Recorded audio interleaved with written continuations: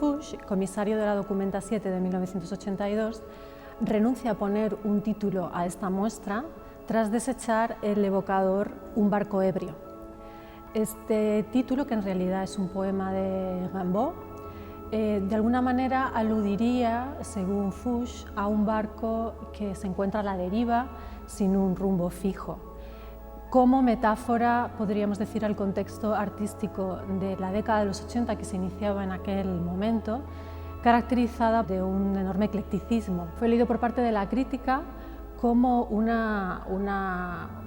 mirada hacia valores conservadores, relacionado con la ausencia de la historia, la ausencia de crítica, y también se interpretó como un triunfo de la pintura. En España, esta idea del triunfo de la pintura y el mercado del arte caló enormemente en las instituciones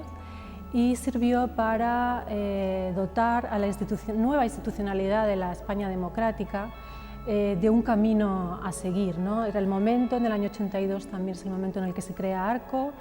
se crea también poco después el Centro de Arte Reina Sofía, y también veremos a lo largo de la exposición una serie de desobediencias a esta nueva ola de puritanismo y de conservadurismo que se expande en los años 80, pues como nuevas formas de feminismo, nuevas formas de post-punk, y sobre todo la idea de la identidad como una construcción social, con lo cual vamos a encontrar en esta exposición una serie de manifestaciones que de alguna manera se expanden más allá de los 80, hacia los años 90, pero que básicamente nos cuentan el contexto de esta década.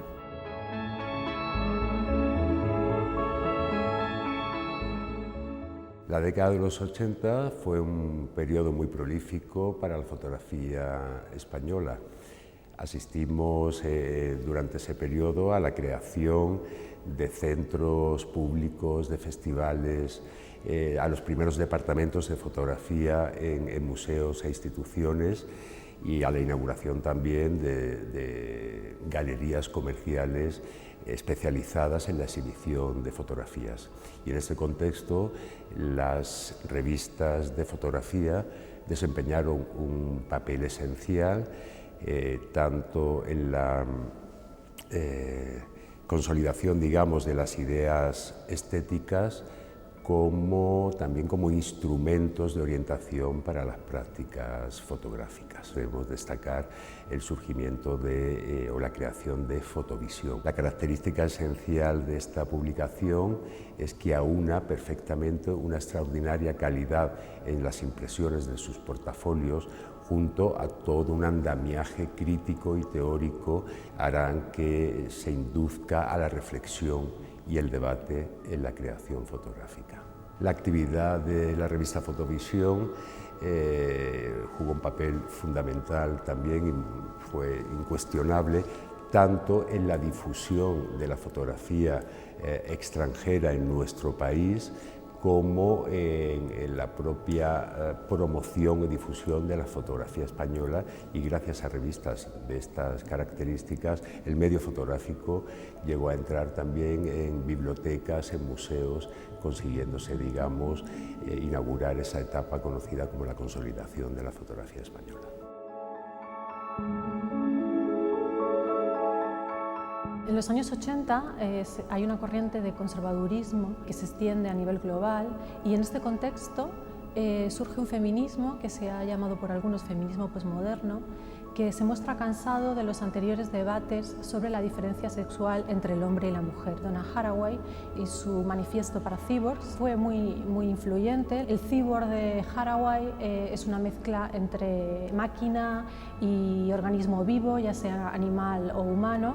y de alguna manera lo que está defendiendo es la disolución del género, desnaturalizar el género. Las artistas encarnan identidades difusas y para ello utilizan estrategias como la tecnología, la prótesis, lo grotesco, como formas poéticas para defender este nuevo feminismo.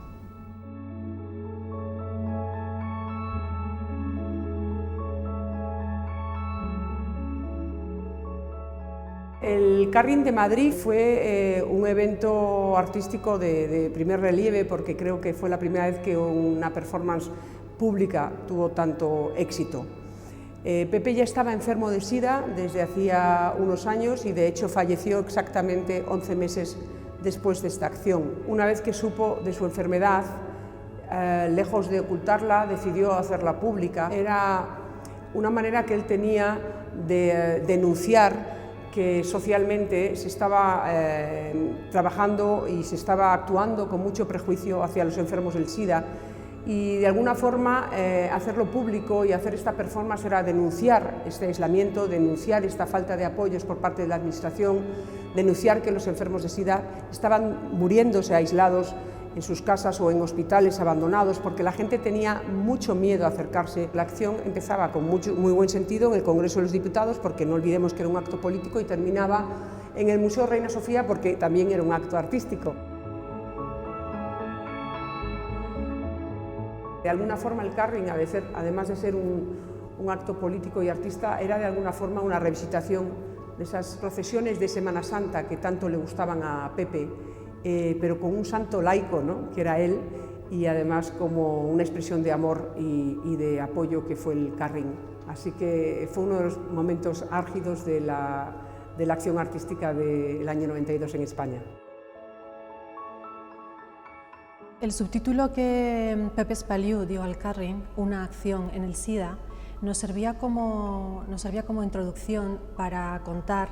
cómo el SIDA y la práctica artística desde el primer momento estuvieron muy unidas a la noción de activismo, acción y performance. Junto al Carring hemos acompañado esta pieza en la sala con una selección de materiales del archivo queer que se conserva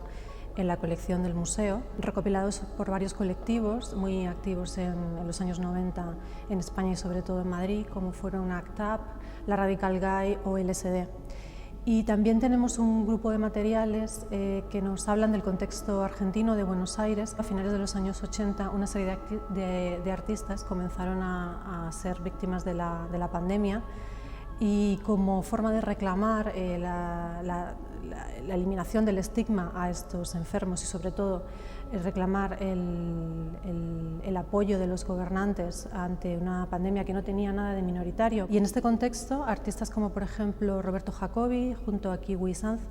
conformaron Fabulous Nobody y realizaron la campaña Yo tengo SIDA, que consistió en una camiseta que tendrían para que la llevasen diferentes personalidades de la cultura y el deporte, y bajo el subtítulo de Fabulous Nobodies se crearon otras obras. Por ejemplo, Liliana Maresca, en colaboración con Alejandro Curopatua, realizó el proyecto Maresca se entrega a todo destino. Fue un reportaje publicado en una revista erótica del momento, El Libertino, en el que Maresca demostraba mejor que nadie cómo el cuerpo podía ser político.